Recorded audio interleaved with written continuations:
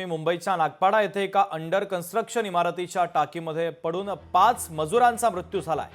या टाकीत पडल्यानंतर गुदमरून 5 मजुरांचा मृत्यू झाल्याची प्राथमिक माहिती समोर येते। तर या 5 मजुरांना जे रुग्णालयामध्ये दाखल करण्यात आलं, मात्र डॉक्टरांनी त्यांना मृत घोषित केलेलं आहे।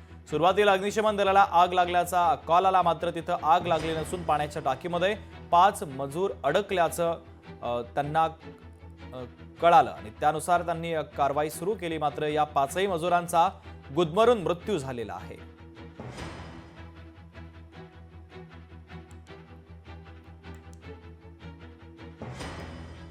मुंबईतील नागपाडा येथे एका कन्स्ट्रक्शनच्या साईटवरील बिल्डिंगमध्ये टाकीमध्ये साफसफाई करताना 5 मजुरांचा गुदमरून मृत्यू झाला।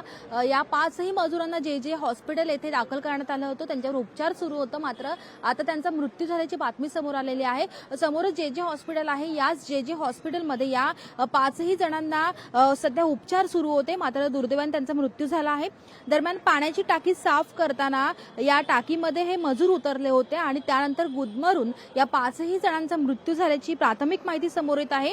या 5 मजुरांना सध्या जे रुग्णालयात नेण्यात आलेलं आहे, मात्र तिथे त्यांना मृत घोषित केलं आणि ही बातमी समोर आलेली आहे। पाहायला गेलं तर दुपारी 1:30च्या सुमारास ही दुर्घटना घडलेली आहे।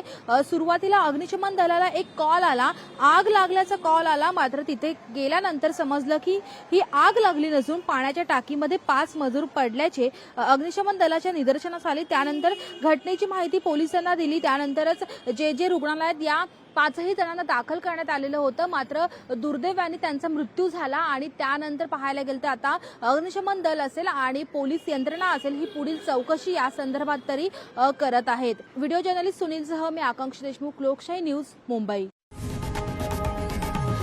लोकशाही मराठी ऐका, पहा, जागरूक रहा।